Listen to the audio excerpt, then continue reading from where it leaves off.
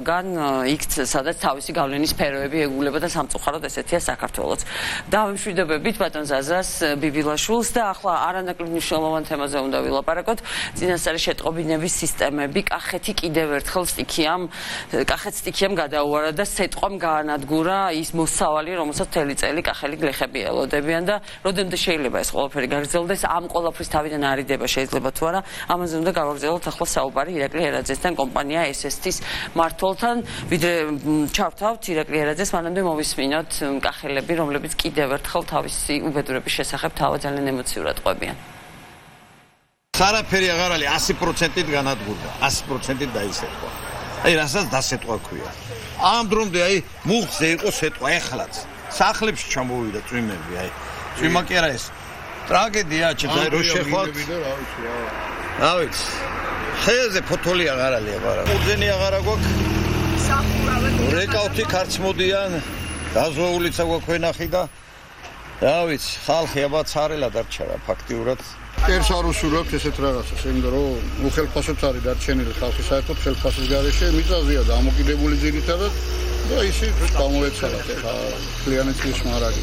ეს გადაყოლა მთლიანი 1 წელიწადი, ახლა ეს 100%-ით დაისეთქვა, ისეთი მასშტაბური შეტყვა იყო, რომ კულაო თუ უნდა აიღოთ 10 ტონა, აიღებენ 5 ტონას, იმიტომ რომ დაზიანებული აქვს მერქანი და ვენახიცა. კი, რა თქმა უნდა, 1 ჰექტარი ვენახი ჩემს აიღო წყალი. ძალიან უბედურობა იყო ესეთი სეტყვის ნახველი არა, რა დიდი თოვლი რომ მოდის ხოლმე ეზოში იგრე იყო სეტყვა. და დაგვიზიან ახლა ვენახი, ხეხილი აბსოლუტურად ყველაფერი აგერ ხათმები დამეხოცა. კი, ესე იგი 1 ჰექტარი ვენახი სულ განადგურებულია. 1-20,000-მდე კი მივიღე 15-20,000 რა. რა მდგომარეობა არაფერი აღარ არის, სულ არა 100% დასეტყვილი. სახლის ხარებს ვაგებდი, რომ სეტყვი მანქანით გამოსულიყავი. სეტყვა იყო ისე იყო ნაშოვი და უყურებთ რომ აღარაფერი აღარ არის. სად არის სეტყვილსაც დანადგარები რომ აბა აქ არის სადმე. ფერიც არის. აქეთ არ სად აღარ არის. ადრე იყო დანადგარები, ახლა აღარ საერთოდ აღარ არის. რა უნდა ვქნათ აბა თუ მთავრობა გადაგვიხდის რამეს თუ არა და დავრჩებით სარელებით. დიახ, ეს იყვნენ ის ადამიანები, რომლებმაც პირდაპირ იწვნიეს ამ ზარალის სტიქიური უბედურების შედეგად მიყენებული. ირაკლი ერაძე, კომპანია SST-ის მმართველი ჩაგვერთება ახლა პირდაპირ ეთერში. ირაკლი, მოგესალმებით. როგორც ვიცით, თქვენ უკვე მუშაობთ წინასწარი შეტყობინების და პროგნოზირების თემაზე და სწორედ აქედან გამომდინარე მინდა გკითხოთ, რამდენ შესაძლებელია აი ამ ტიპის საფრთხეების გამოცნობა და რა პერიოდია, რა დრო არის იმისთვის, რომ მერე ამ ცნობების მიღების შემდეგ ადეკვატური რეაგირება მოახდინონ ადამიანებმა. მაგალითად, რთველი 1 დღით ადრე მოაწყონ ან გამოსავალი რა არის ხოლმე ასეთ შემთხვევაში? კიდევ ერთხელ მოგესალმები ნათია, თქვენს მაყურებლებს მესალმები. კი მართალს ამბობთ, ჩვენ 2015 წლიდან ზოგადად დაკავებული ვართ აგრომეტეოროლოგიის მიმართულებით. ბოლო პერიოდში განსაკუთრებით ადრეული შეტყობინების სისტემებთან მიმართებაში გავააქტიურეთ მუშაობა, როგორც კერძო სექტორს, როგორც ფერმერებთან, ისე ვთქვათ სამთავრობო უწყებებთან მიმართებაშიც აქტიურად მუშაობთ. აქ უნდა აღინიშნოს ესეთი რაღაც, რომ ორ კომპონენტად იყოფა ზოგადად ამინდის პროგნოზი, ეს არის ცოტა გრძელვადიანი, რომელიც დაახლოებით უფრო სანდოობის 2-3 დღით ადრე გვეუბნება, რომ შესაძლებელია გარკვეულ რეგიონში მოვიდეს სეტყვა, ამისთვის საჭიროა შესაბამისი მცირე მიკრომეტეოსადგურები თუ სხვა დიდი მეტეოსადგურები, რომლებიც ახდენენ ამის პროგნოზირებას გარკვეული სიზუსტის მიხედვით და მეორე კომპონენტი ეს არის უკვე კონკრეტულად, როდესაც ხდება შტორმის ზღურის ჩამოყალიბება, რომელსაც შესაძლოა უკვე დიდი რისკი არსებობს, რომ მოყვეს სეტყვა. ის იყოფა შესაბამისი გრადაციით, თქვათ პირველი, მეორე და მესამე ზონის დონის განგაშებად. ეს სისტემები, ამ სისტემებს სჭირდება შესაბამისი რადარები, შესაბამისი არამეტეოროლოგიური სადგურები, არამედ შესაბამისი სპეციალური სენსორები, რომლებიც დაახლოებით 45 წუთიდან 60 წუთამდე ინტერვალში წინასწარ ათყობინებს მომხმარებელს, რომ შესაძლებელია უკვე დიდი რისკია მის ტერიტორიაზე ან გარკვეულ ლოკაციაზე სეტყვა და დიდი ოდენობით ნალექი მოვიდეს. ამ შემთხვევაში უბრალოდ რეაგირების მხრივ ერთი რამე შეიძლება ითქვას, რომ სეტყვის სპეციფიკიდან გამომდინარე ზოგადად გამომდინარე იქედან, რომ მოკლევადიანი პროგნოზი უფრო ზუსტია ხოლმე შედარებით, ვიდრე ვთქვათ 2 და 3 დღიანი და გრძელვადიანი პროგნოზები. ამ შემთხვევაში მომხმარებელს ცოტა დრო აქვს რეაგირებისთვის, როგორც აღნიშნეთ, დაახლოებით 45-60 წუთი, მაგრამ ეს საკმარისია იმისთვის, რომ სიტყვისაწინააღმდეგო სისტემები, რომლებიც გავრცელებულია საკმაოდ მსოფლიოში, სხვადასხვა ტიპის არსებობს, ეს დრო საკმარისია იმისთვის, რომ მოხდეს მათი აქტივაცია და მაქსიმალურად მინიმიზება მოხდეს უკვე აი ამას ითხოვდნენ ახლა ის ადამიანები, რომლებსაც ჩვენ ერთად უსმენდით, რომ შესაბამისი დანადგარები, მოწყობილობები, რომლებიც ჯერ წინასწარი შეტყობინების და მერე რო ის სეტყვისგან თავის არიდება მოხდეს, ხო? ჩვენ ყველას მარტივად გვახსოვს ამ ღრუბლების გაფანტვის ყველაზე ისეთი გამოხატულება რაკეტებს ესროდნენ, გამოიყენებოდა სხვადასხვა ტიპის შეიარაღება ამ თვალსაზრისით, მაგრამ არსებობს რამე უფრო მოდერნიზებული და უფრო მარტივი.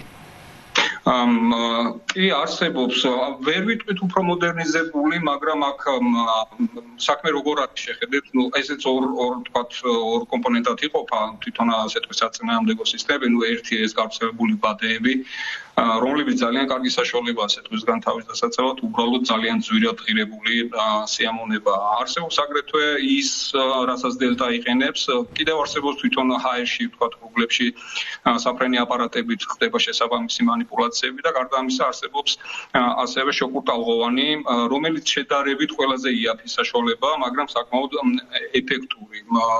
შეხედეთ როგორ მუშაობს ერთერთი სისტემა 100%-ით ვერ იცავს სიტყვის გამოხმარებელს თუ ფერმერს თუ მოსახლეობას. მათი კომპლექსურობა, მათი სწორად დაგეგმვა არის მთავარი გადამწყვეტი, რამაც შესაძლო ეფექტი მოიტანოს. ეხლა ჩვენ რასაც პრაქტიკაში ვხედავთ, გასაგებია რომ არსებობს დელტას ვთქვათ მოწყობილობები, ზოგადად საკმაოდ ეფექტურია დელტას მოწყობილობებიც, მაგრამ კიდევ ერთხელ გააჩნია მის ლოკაციებს, მის განლაგებებს, რამდენად სწორ რადარებს ეყრდნობიან და სწორ მონაცემებს ეყრდნობიან წინასწარი შეტყობინების, იმიტომ რომ ერთია, როდესაც ეფექტურია მოწყობილობა, მაგრამ გადამწყვეტია რა დროს გაუშვებს ამ მოწყობილობას ესე ვთქვათ, მომხმარებელი, იმიტომ რომ შეიძლება 2 წუთით დაგვიანების შემდეგ მის აქტივაციას აზრი კონდეს დაკარგული.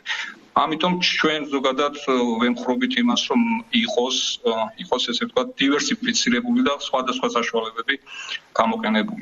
მათ შორის ვთქვათ, იმ კომპანიის, იმ წარმოებლების, რომლებსაც ჩვენ წარმოადგენთ საქართველოში, მათ მოწყობილობებს არა მარტო ფერმერები იყენებენ აქტიურად ევროპაში. აი ეს მინდოდა მეკითხა, თქვენი სერვისით ვინ სარგებლობს და რამდენად აღმოჩნდა ეს ეფექტური და რამდენად კმაყოფილები შეიძლება იყვნენ ამით, აი რას ახერხებენ, რას ასწრებენ ისინი ანუ რეაგირების კუთხით?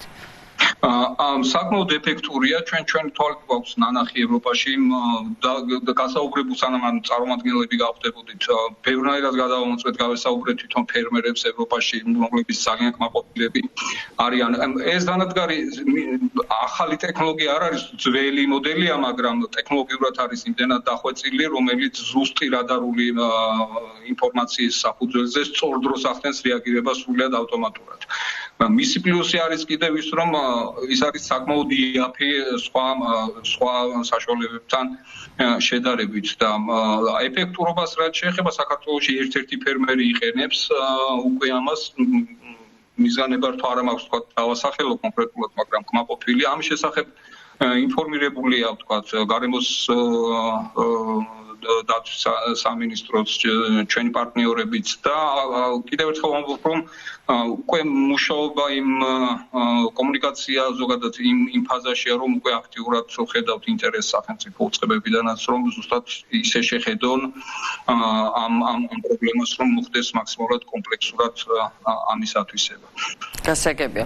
დიდი მადლობა ბატონ ირაკლი ერაძე კომპანია SST-ის მმართველი გვერდებოდა პირდაპირ ეთერში და საუბრობდით იმაზე, რამდენად მნიშვნელოვანია ასეთ ვითარებაში წინასწარი შეტყობინების სისტემები, რომ ადამიანები, რომლებიც მთელი წლის განმავლობაში ელოდებიან მოსავალს, მათ შეძლონ ამის აღება და როგორც ჩვენ ამ ჩართვითაც მოვისმინეთ, ამის იდენტიფიცირება შესაძლებელია სხვადასხვა პერიოდია, სხვადასხვა მომენტში, მაგრამ შესაბამისად რეაგირების მოხდენა, რომ აი ესეთი მძიმე სურათებს არ ვუყუროთ, კახელი გლეხი, ბაზის და ყურძნის გარეშე ძალიან ძნელად წარმოსადგენია. დოსტომრის პირველი ნაწილი ამით დასრულებულია. მე არ გემშვიდობებით, ერთმანეთს შევხვდებით საღამოს 6 საათიანი მთავარის დასრულებისთანავე.